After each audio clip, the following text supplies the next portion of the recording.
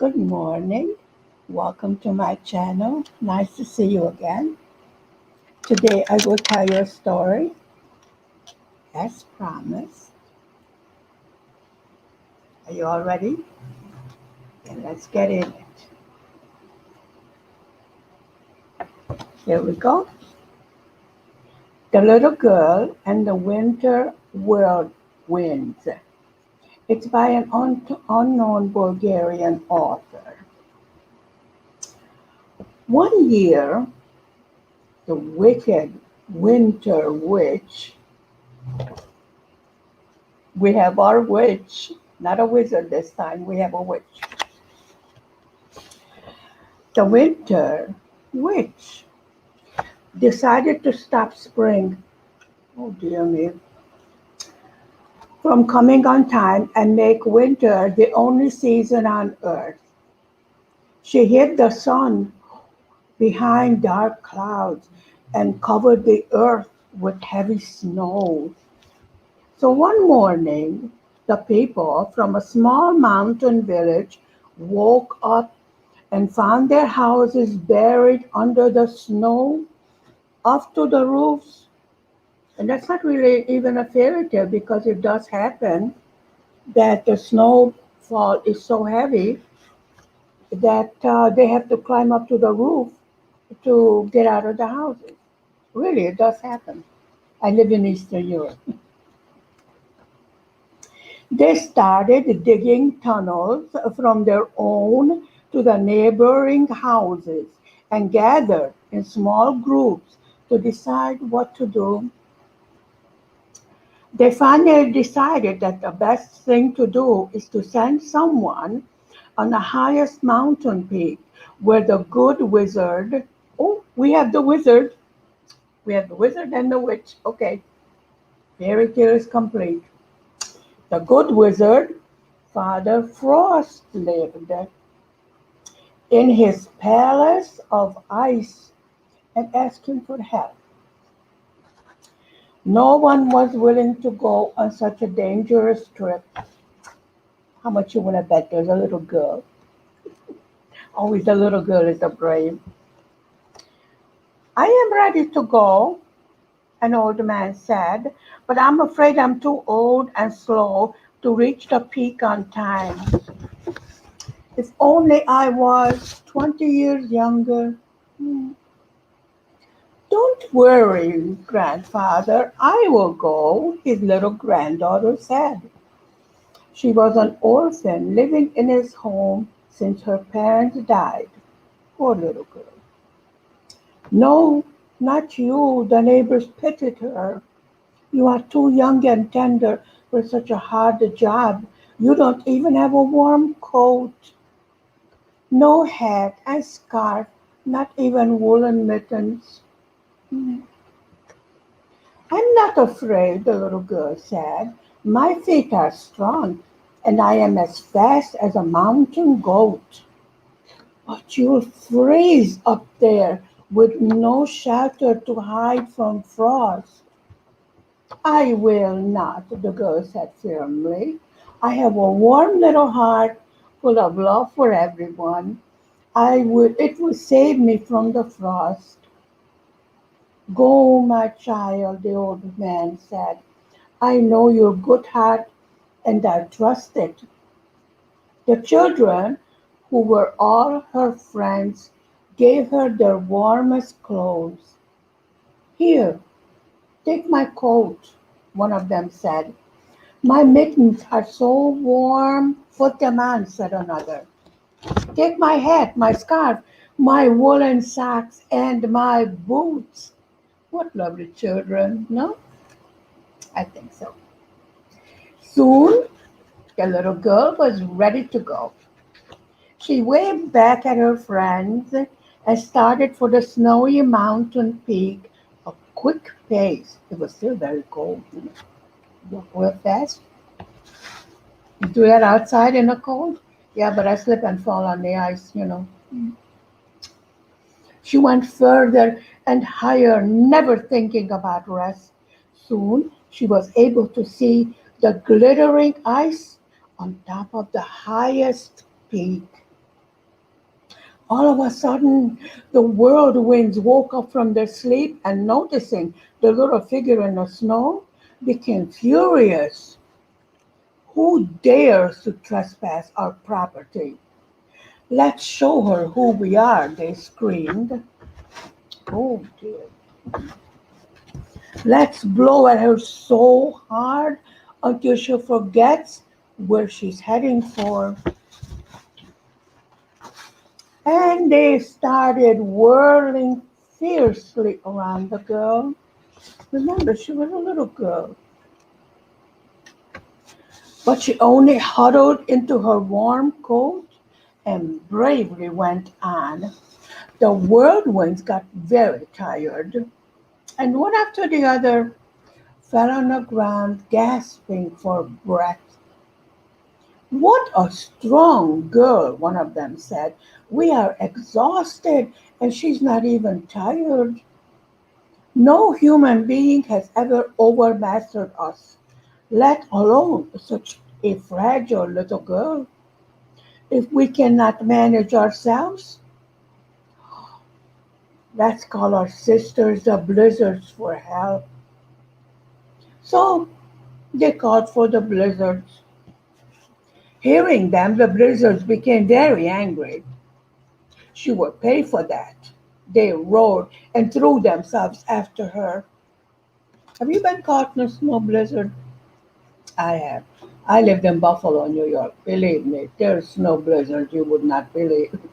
Up to your neck. It was a long and uneven struggle, but the girl overcame the blizzards too, and thanks to her strong, warm heart that never let her feel fear or weariness. The blizzards fell on the ground, breathing heavily. That's a shame, one of them hissed. We are not able to stop her. Let's call our mother for help. Mother, mother, they all screamed, come to help. Their mother was the frosty winter witch.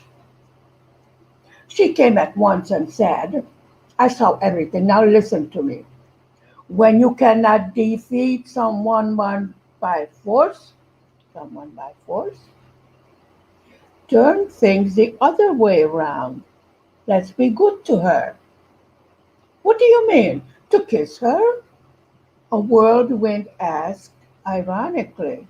Hmm, the wind has a sense of humor. Nothing of the sort, the frosty winter said. Let's just try to be polite and kind, so she will never suspect us any evil thoughts. So the wind stopped and the blizzard went away, all of them. The frosty winter witch appeared before the girl in like a beautiful young woman in a sparkling white gown with long white hairs and a crown of icy diamonds. Am I dreaming? Or is this some good miracle? The girl thought. This beautiful lady has the face of my dear mother, and I can hear her sweet voice singing my lullaby. Oh, I want to hear some more. I'll sit here for a while, she said to herself. I'm so near to the palace, no more than an hour walking left. I'll be on time.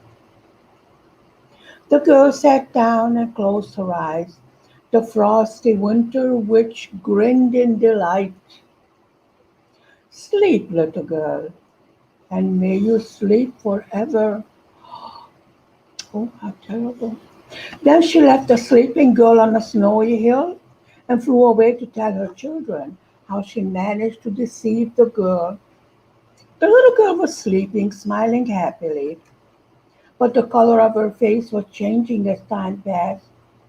Her pink cheeks became at first red, then blue, then waxy yellow. She was slowly freezing until all of a sudden something stirred the snow. A squeaking sound was heard, and a tiny head showed up from a hole in the snow. It was a little white mouse, her shiny black eyes fixed on the sitting figure. "Someone's in trouble," squeaked the mouse. And right after that, a number of little holes opened in the snow, and a number of mice peeped out of the holes. They ran to the girl and started massaging her feet and hands. But mice were so little and their labor so inefficient that they decided to call their friends the rabbits for help. This time, bigger holes opened in the snow, and a number of white rabbits peeped out and ran to the rescue. From the snow covered pine trees, a number of squirrels jumped down, and soon the girl was covered with white and brown fur all over. The little animals warmed her up with their own furry bodies. They were extremely happy to see her cheeks becoming pink again. Soon the girl opened her eyes. She thanked her new friends for saving her life and told them why she was here and where she was going. "We are coming with you," the animals cheered. "We also suffer very much from this never ending winter." Flocking around the girl, the animals accompanied her to the ice palace. There they all knocked on the gate. No one answered. Oh dear. What might have happened to Father Forest? "Let's try to open the door. It's not locked." They opened the heavy gate and the girl stepped in, followed by her friends. A glittering icy corridor led them to a big crystal hall. And there, on a gorgeous throne of carved ice, Father Christmas was fast asleep, sitting on his icy throne, dressed in silver embroidered clothes. Two squirrels jumped on his lap and tickled his face with their furry tails. A mighty sneeze sound made them all freeze with fear. But Father Christmas opened his blue eyes and smiled. "What are you doing here, little friend?" The girl told him everything. "You mean I have slept here while the wicked winter witch was trying to stop spring from coming?" "Throughout the whole winter?" Father Christmas asked, astonished. "I guess she decided to outsmart me and stay on Earth forever, but I will not let her. Thank you, little ones, for waking me up. Now I'll restore the natural order and give everyone what he deserves."